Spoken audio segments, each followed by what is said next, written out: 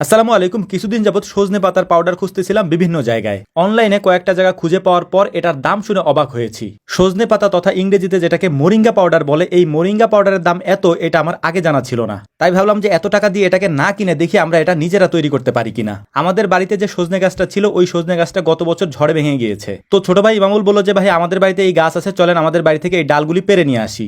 আমরা মূলত চাচ্ছিলাম এটাকে একেবারে ফ্রেশ ভাবে তৈরি করতে, যাতে এর মধ্যে কোনো ভেজাল না থাকে। এর পাশাপাশি আমরা আমাদের এখানকার পুরাতন যে গাছগুলি আছে সেই গাছ থেকে এটা পারার চেষ্টা করতেছিলাম। এটার কারণ হচ্ছে হাইব্রিড যে গাছগুলি আছে, ছোট ছোট গাছ, সেই গাছ থেকে আমরা সজনে পাতা সংগ্রহ করব না। তাছাড়া এমনিতেও আমাদের এদিকে হাইব্রিড জাতের ওই ছোট ছোট সজনে গাছ নেইও। তো যাই হোক, আলহামদুলিল্লাহ পর্যাপ্ত পরিমাণে পাতা দেখে ওই সব ছোট ছোট ডালগুলিকে আমরা ভেঙে নিয়ে এসেছি। এখন এই ডালগুলি থেকে পাতাগুলিকে আমরা আলাদা করে ফেলবো। এই সজনে পাতার পাউডার অর্থাৎ ইংরেজিতে যেটাকে মোরিঙ্গা পাউডার বলে, এটার উপকারিতা অপরিসীম, যেটা আপনি জানলে অবাক হবেন। বিশেষ করে গ্যাস্ট্রিকের সমস্যা, কোষ্ঠকাঠিন্য এবং পেট এবং পাকস্থলীর যত সমস্যা আছে তার এক মহা ঔষধ এই মোরিঙ্গা পাউডার। এখন আমি যদি এর উপকারিতা সম্পর্কে আপনাদেরকে বলতে যাই তাহলে হয়তো আমার এই ভিডিও শেষ করতে পারবো না। ইউটিউবে এ সম্পর্কে অনেক ভিডিও রয়েছে, যে ভিডিওগুলি দেখলে আপনি জানতে পারবেন যে এর উপকারিতা আসলে কতটুকু। তো যাই হোক, আমরা আমাদের কাজ নিয়ে কথা বলি, কিভাবে এটাকে আমরা তৈরি করছি সেগুলি আপনাদেরকে দেখানোর চেষ্টা করতেছি এবং বলারও চেষ্টা করছি। গাছ থেকে ডাল সহ পাতাগুলিকে পেরে আনার পর, ডাল থেকে পাতাগুলিকে আলাদা করার পর এগুলিকে সুন্দর করে আমরা ধুয়ে নিচ্ছিলাম। ধুয়ে নেওয়ার পর একটা জালিতে এগুলি থেকে পানিটা আমরা আলাদা করে ফেলছি। এখন এটাকে আমরা কড়া রোদে শুকাতে দেব।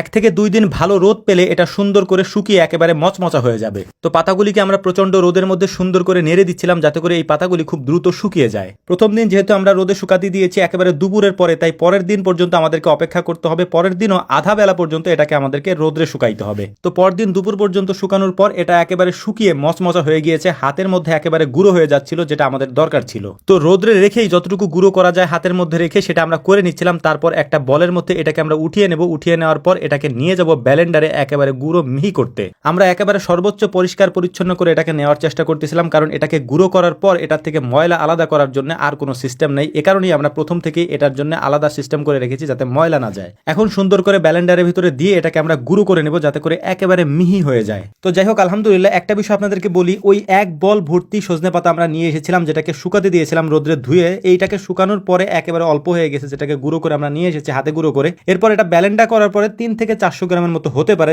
যেটা আমরা পেয়েছি। এরপরেই আসলে বুঝতে পারলাম যে এটার দাম আসলে এত কেন। এটার কারণ হচ্ছে যে আমরা যে পরিমাণ পাতা নিয়ে এসেছি সেই পরিমাণ যদি আমাদের এখানে হইতো তাহলে তো দাম হওয়ার কথা ছিল না। যে পরিমাণ পাতা আমরা এনেছি হয়েছে অল্প একটু, মানে 300 থেকে 400 গ্রামের মতো। তো এখন মূলত এটাকে আমরা খেয়ে টেস্ট করে দেখবো যে আমরা আসলে কি বানিয়েছি, আসলটা আমরা বানাতে পেরেছি কিনা। তো আলহামদুলিল্লাহ আমরা এটার মধ্যে হালকা একটু মধু দিয়ে নিয়েছিলাম, কারণ হচ্ছে যে এটা হয়তো খেতে কেমন লাগবে আমরা জানি না, আগে পরে খাই নাই। যে মধুটা আমরা দিচ্ছিলাম, এই মধুটা আমি যেখানে বসে আছি এটার উপরে যে সবেদা গাছটা আছে, এই গাছ থেকে আমি নিজে হাতে কেটে নামিয়েছিলাম। তো এটা একেবারে পিওর একটা মধু। মধুটা দেওয়ার কারণ হচ্ছে, আগেই বলেছি, এটা কেমন লাগবে জানি না, এ কারণে দিয়েছি। যদিও এটাকে এভাবেই খাওয়া যায়, মানে একেবারে মানে কোনো কিছু না দিয়েও খাওয়া যায়, কোনো সমস্যা নেই। তবে আমরা মধু দিয়েছি যাতে করে স্বাদ ঠিক থাকে, সুন্দর মতো খেতে পারি। আলহামদুলিল্লাহ আমরা যেটা তৈরি করতে চেয়েছিলাম সেটা পারফেক্ট ভাবে একেবারে তৈরি হয়ে গিয়েছে, এবং এটা আমরা খেয়েও টেস্ট করে দেখেছি। এটা স্বাদও মোটামুটি ঠিক আছে, যেহেতু এটা স্বাদের জন্য খাওয়া না, এটা হচ্ছে যে উপকারের জন্য আমরা তৈরি করেছি। স্বাদ এখানে ডাজেন্ট ম্যাটার। তো যাই হোক, আমাদের জন্য দোয়া করবেন। আসসালামু আলাইকুম রহমতুল্লাহ।